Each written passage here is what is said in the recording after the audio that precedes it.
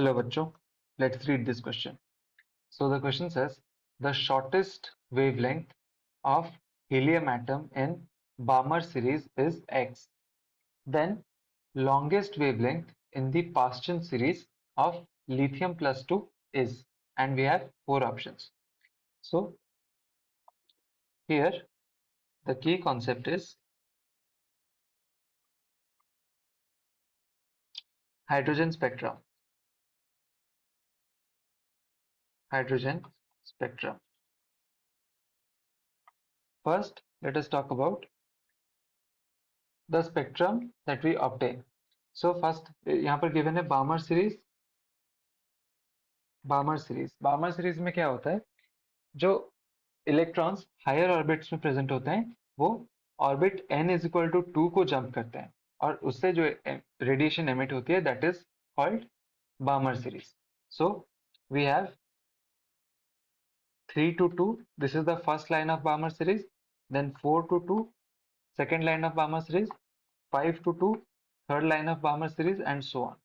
So यहाँ पर energy gap सबसे कम है एंड लैम्डा सबसे ज्यादा है. एनर्जी जहाँ पर कम होती है वेवलेंथ वहां पर सबसे ज्यादा होती है. So lambda is maximum and जो मिनिमम लैम्डा होगी या फिर जो शॉर्टेस्ट वेवलेंथ होगी that will be for infinite to second orbit. And जो पास्चन सीरीज है,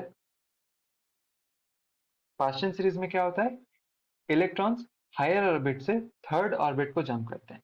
सो 4 to 3 this is the lambda max.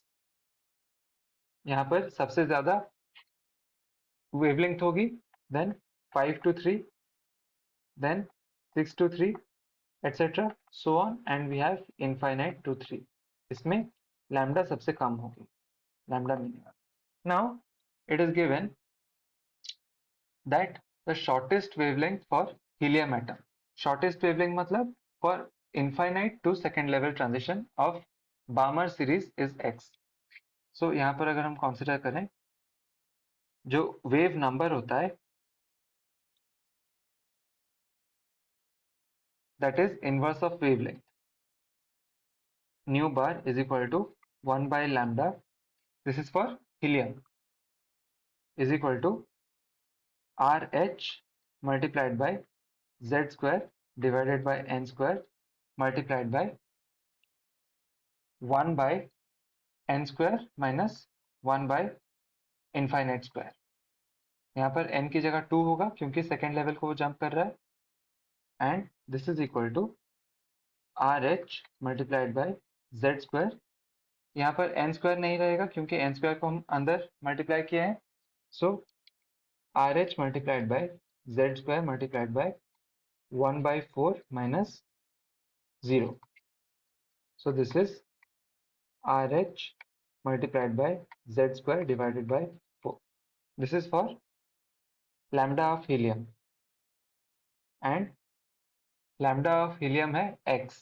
So 1 by x is equal to RH multiplied by Z square. For helium Z is equal to 2. Helium के लिए Z is equal to 2 है. So here we have 2 square divided by 4. So 2 square की value 4 है. 4 by 4 that is equal to RH.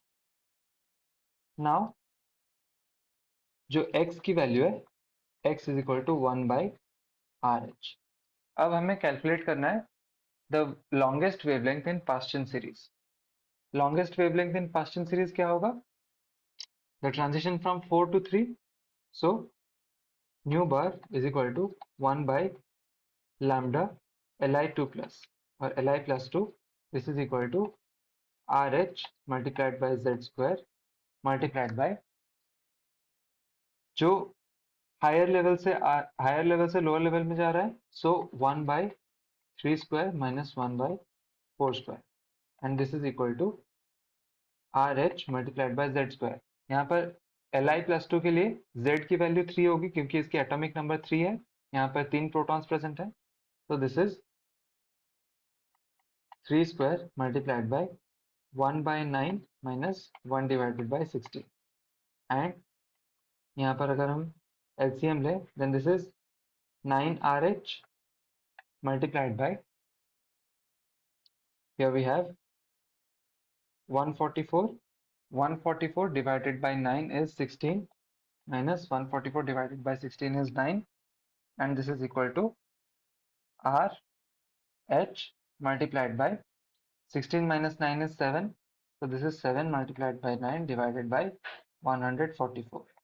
So यहाँ पर 144 को हम 9 से कैंसिल कर सकते हैं, and then here it is 16, so this is 7RH divided by 16, and यहाँ पर RH की वैल्यू 1 by x है,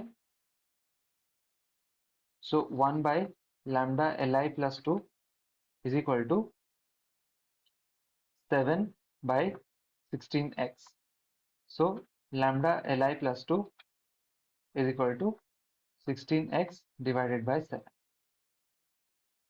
This is the wavelength for lithium plus 2, जो कि correctly given है option B में. So our correct answer is option B. This is the required solution, and I hope you understood the concept well. Best of luck.